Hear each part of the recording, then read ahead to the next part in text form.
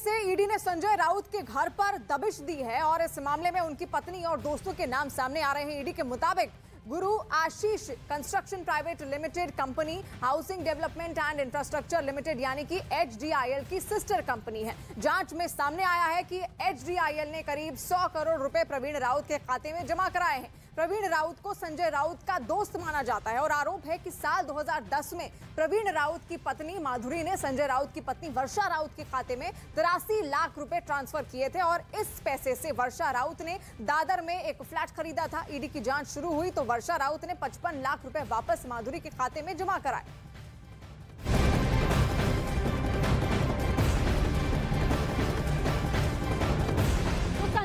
मुश्किलें कम होने का नाम नहीं ले रही है। बकोला पुलिस स्टेशन में भी उनके खिलाफ एक FIR दर्ज की गई है। पतला चौल घोटाले मामले से जुड़ी हुई ये FIR एक महिला की तरफ से दर्ज करवाई गई है, जिसमें संजय राउत पर आरोप है कि लोग कहते हैं टीवी सीरियल सिर्फ महिलाओं के लिए ही बनाई जाती है।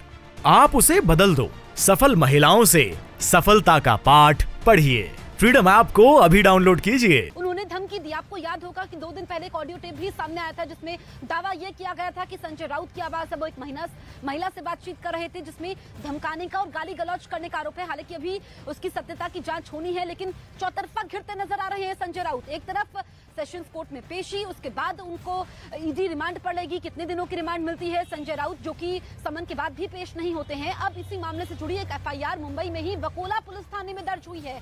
तो ये समझा जा सकता है संजय राउत जो अपनी भावभंगिमा से, अपने हाव भाव से ये बताने की कोशिश तो कर रहे हैं कि वो झुकेंगे नहीं, लेकिन किस तरीके से चक्रव्यूह उनके खिलाफ अब बढ़ता चला जा रहा है ये समझा जा सकता है इस खबर के सामने आने के बाद, क्योंकि संजय राउत की राह आसान नहीं होने वाली है। उद्धव ठाकरे को हम सुन रहे थे, वो कह रहे थे कि ये विपक्ष को खत्म करने की साजिश है। जब मैं सत्ता में था तो सत्ता का गुमान मेरे ऊपर नहीं था और मुझे संजय राउत पर अभिमान है, क्योंकि संकट मोचक है संजय राउत।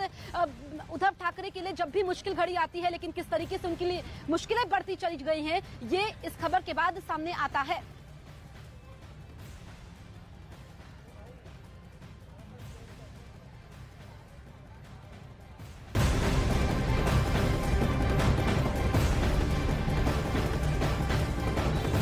तो जिस तरीके से संजय राउत ने वहां पर अपना बयान दर्ज करवाना है, ईडी उनकी गिरफ्तारी करती है। उसके बाद कल सियासी संडे साबित हुआ। आज सोमवार का दिन है और महाराष्ट्र की राजनीति में उबाल आ गया है।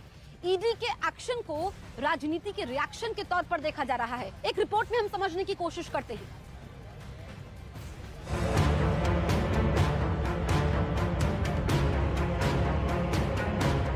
संजय राउत के मैत्री बंगले पर ईडी की टीम ने छापेमारी की, क्योंकि संजय राउत जांच में सहयोग नहीं कर रहे थे। सबसे पहले पात्रा चौल जमीन घोटाले में संजय राउत को 28 जून को ईडी ने तलब किया था, लेकिन वो नहीं पहुंचे। लेकिन गिरफ्तारी की नौबत आई तो संजय राउत 1 जुलाई को ईडी के सामने पेश हुए। इसके बाद संजय राउत को 20 और 27 जुलाई को ईडी ने बुलाया, लेकिन वो पेशी के लिए नहीं पहुंचे। संजय राउत ने पहले संसद के मॉनसून सत्र और फिर राष्ट्रपति चुनाव का हवाला देकर पेशी से छूट की मोहलत मांगी थी, लेकिन अब ईडी की छापेमारी को शिवसेना ने राजनीति से प्रेरित कार्रवाई करार दिया है। देश में हजारों लोगों पर ईडी के केसेस चल रहे हैं, उन्हें समन्स भेजे जाते हैं 2 बार, 4 बार, 10 बार, लेकिन ईडी किसी के घर में चली जाती है, ऐसा होता नहीं। यह घटना पूरी तरह से राजनीतिक से प्रेरित है। जबकि बीजेपी का कहना है कि अगर संजय राउत ने कुछ गलत नहीं किया तो डर कैसा? डर किस बात का?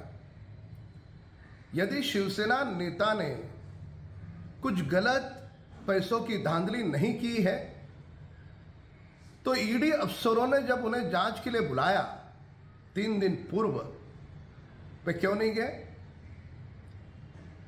अफसरों के सवालों से बचने का क्या कारण? उनके पास सुबह, दोपहर, शाम पत्रकार वार्ता करने के लिए समय है, पर ईडी के अफसरों के सवालों का जवाब देने के लिए उनके पास समय नहीं है। क्या देश इस बात की सच्चाई नहीं जानता? यह बदला हुआ भारत है। ईडी के सूत्रों के मुताबिक तलाशी के दौरान संजय राउत के घर से कई अहम दस्तावेज बरामद किए गए हैं, जिससे 1034 करोड़ के घोटाले से जुड़े कई बड़े राज पर्दाफाश हो सकते हैं।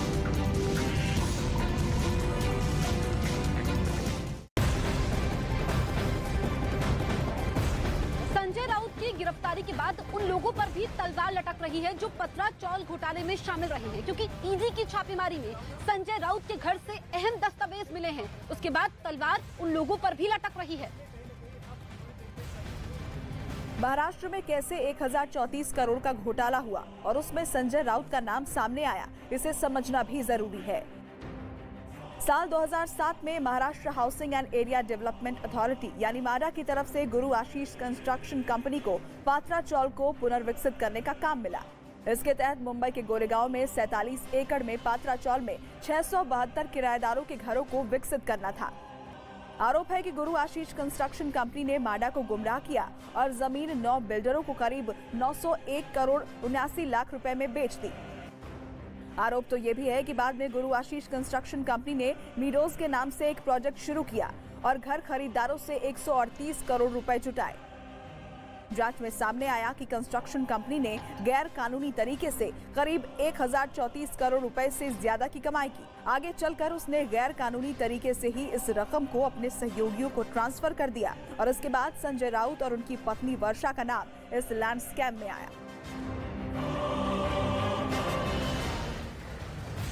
और आपको बता दें कि महाराष्ट्र के पूर्व सीएम उद्धव ठाकरे अब से कुछ देर पहले मीडिया से मुखातिब होते हैं। वो कहते हैं कि उन्हें संजय राउत पर गुमान है, संजय राउत उनके अभिमान है उन पर, क्योंकि वो ही असली शिव सैनिक है। पुष्पा स्टाइल में किस तरीके से वो मीडिया से मुखातिब होते हैं और किस अंदाज में वो अपनी बात रखते हैं, संजय राउत का समर्थन करते हैं, ये हम सुन लेते हैं।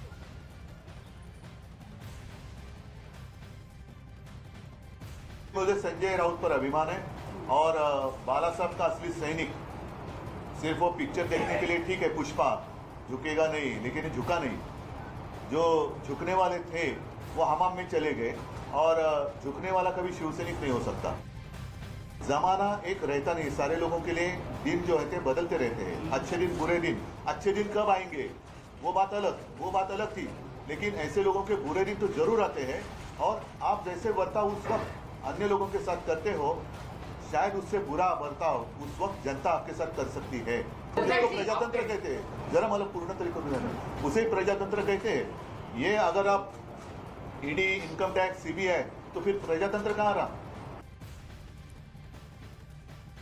और अब बात देश के सबसे भरोसेमंद टीवी नेटवर्क की। नेटवर्क 18 ने तोड़ दिए हैं टीआरपी के सारे रिकॉर्ड। 29.6% मार्केट शेयर के साथ सीएनएन न्यूज 18 सभी इंग्लिश न्यूज चैनलों में नंबर 1 पर है। बिजनेस न्यूज चैनलों की अगर बात की जाए तो बिजनेस न्यूज चैनलों में 66.4% मार्केट शेयर के साथ सीएनबीसी टीवी 18 ने दूसरे चैनलों से मीलों आगे पहुंच चुका है। और हिंदी न्यूज चैनलों में न्यूज 18 इंडिया 12.4% मार्केट शेयर के साथ सबसे ज्यादा दर्शकों के भरोसे पर खरा उतरा है। चैनल जो है आपके भरोसे पर उतरने में नंबर 1, सच की राह पर चलने में, आपके लिए लड़ने में नंबर 1, आपकी आवाज बनने में, जिसके पास है एंकर की टीम नंबर 1, जो है राजनीति के खेल से लेकर खेल की कवरेज में